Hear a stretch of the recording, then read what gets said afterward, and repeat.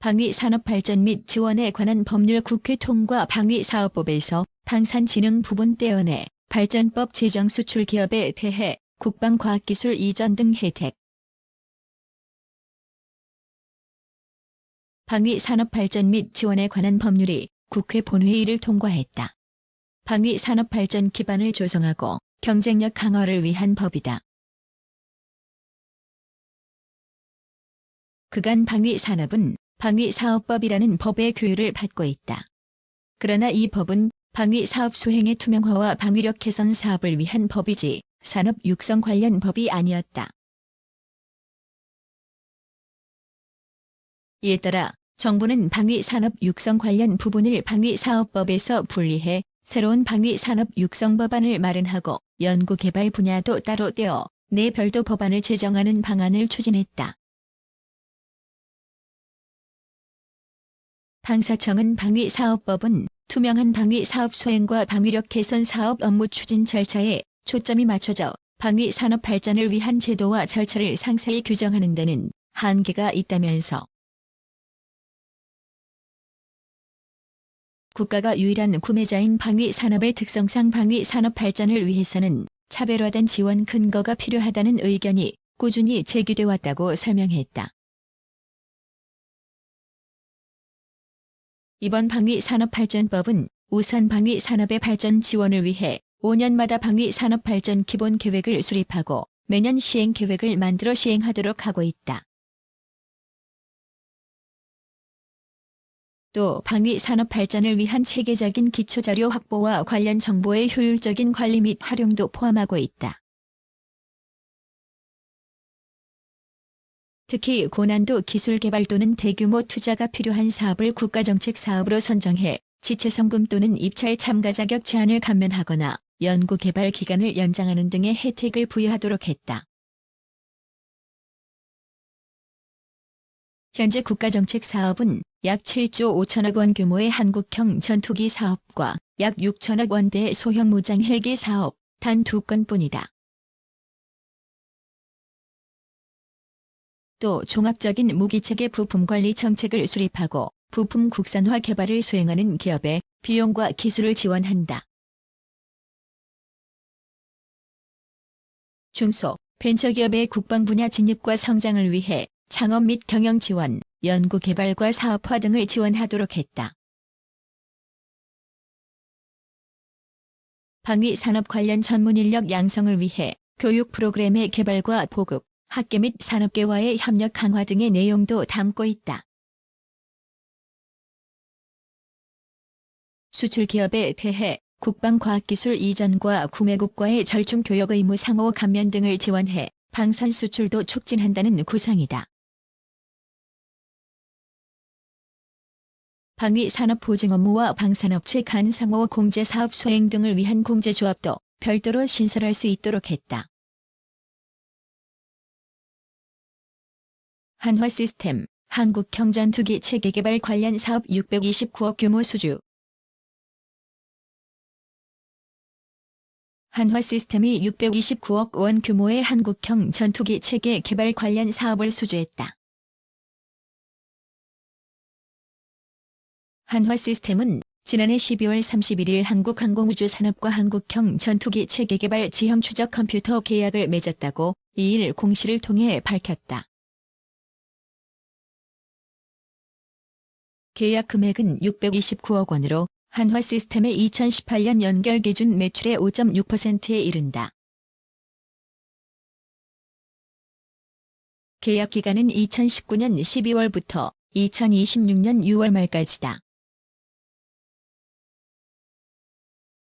한화시스템은 지난해 12월 국방과학연구소와 한국형 전투기에 탑재되는 능동위상 배열 레이더의 자동 지형 추적 기술을 적용하는 470억 원 규모의 계약을 맺는 등 한국형 전투기 체계 개발 관련 수주를 확대하고 있다. 한국형 전투기의 눈 AESA 레이더의 자동 지형 추적 기술.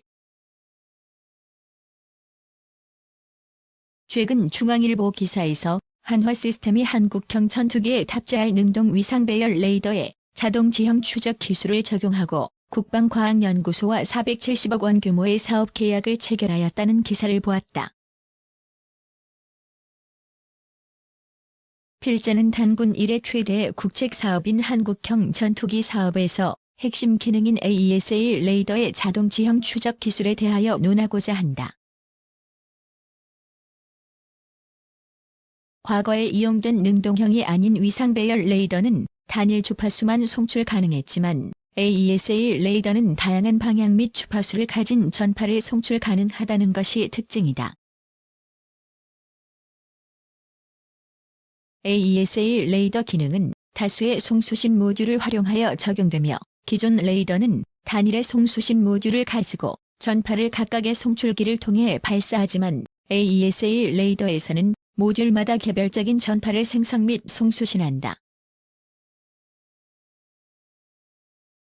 AESA 레이더의 원리는 잠자리 눈에서 착안하였고 만에서 3만 개의 난눈으로 구성된 보관을 가지며 난눈들은 3차원 구조로 높이 및 각도가 상이한 곳에서 이동하는 물체를 감지할 수 있다. 따라서 AESA 레이더에는 송수신 모듈이 500에서 1500개가 방위각과 고각 방향을 고려하여 일정하게 배열되어 있으며 이 모듈들이 잠자리의 난눈들처럼 각각의 목표물들을 동시에 탐지 및 추적할 수 있다. 자동 지형 추적 기술의 배경은 2차 세계대전을 통해 전장에서 적을 먼저 탐지하고 공격하기 위해 장거리 탐지 레이더, 조기 경보기, 정찰 위성과 같은 다양한 탐지, 정찰 기술들이 개발되었다.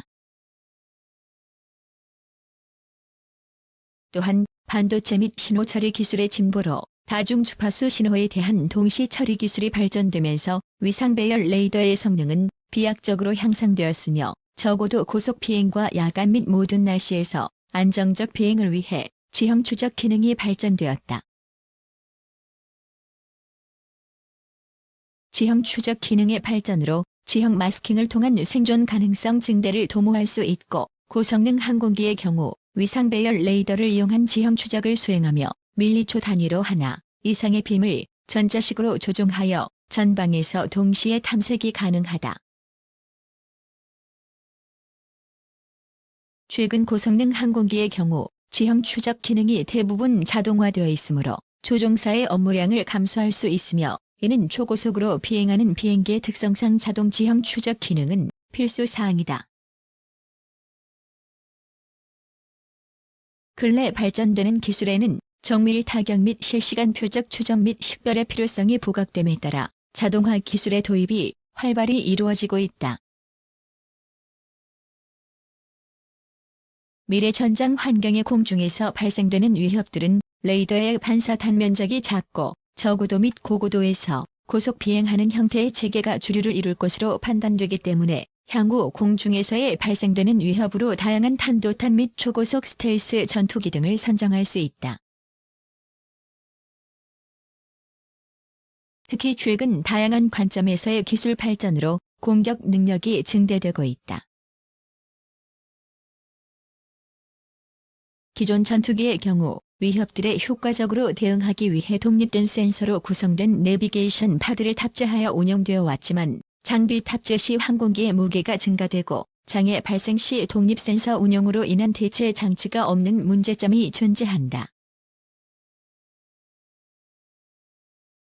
이를 볼 때 대한민국 미래의 국방을 책임질 한국형 전투기 사업에 AESA 레이더를 이용한 자동 지형 추적 기술 도입은 국방력을 향상시킬 올바른 판단이라고 생각한다.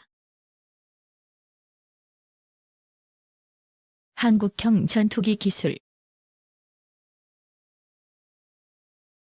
대한민국 차세대 전투기 사업을 통해 한국이 자체 개발 예정에 있는 기술들이다.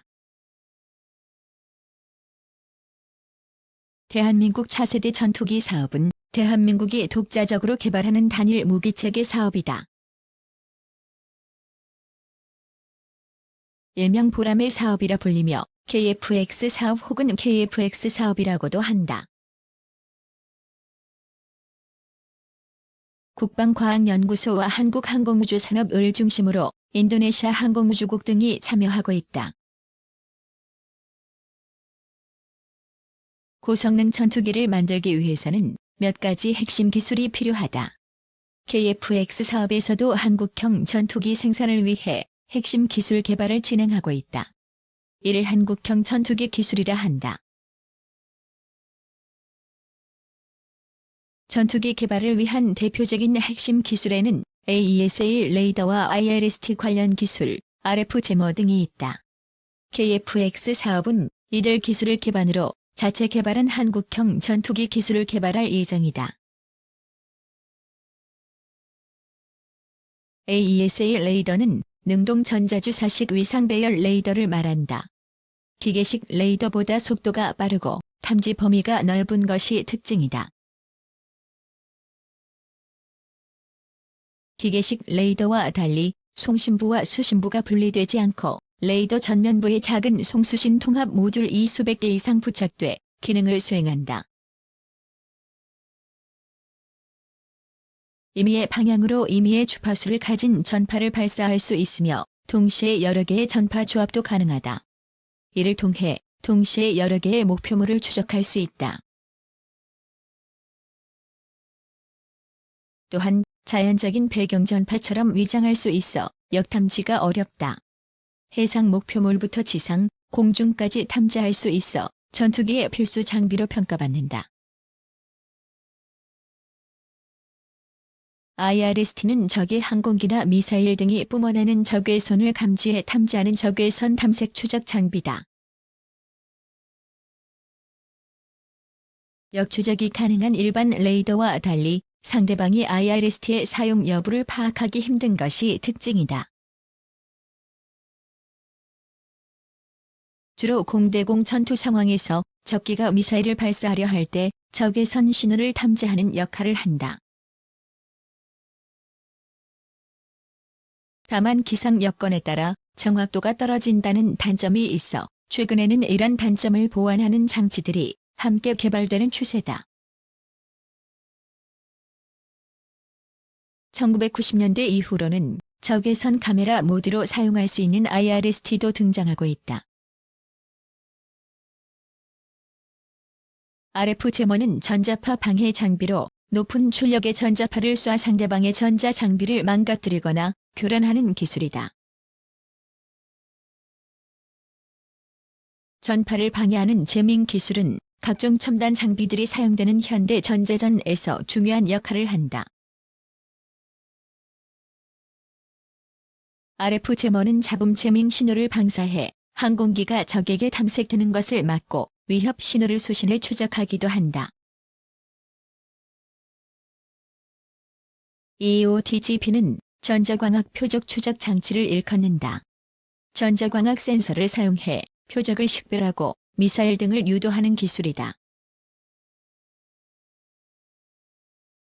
전자광학 센서는 레이더와 비슷한 원리로 적외선이나 가시광선 전파를 통해 물체를 식별한다.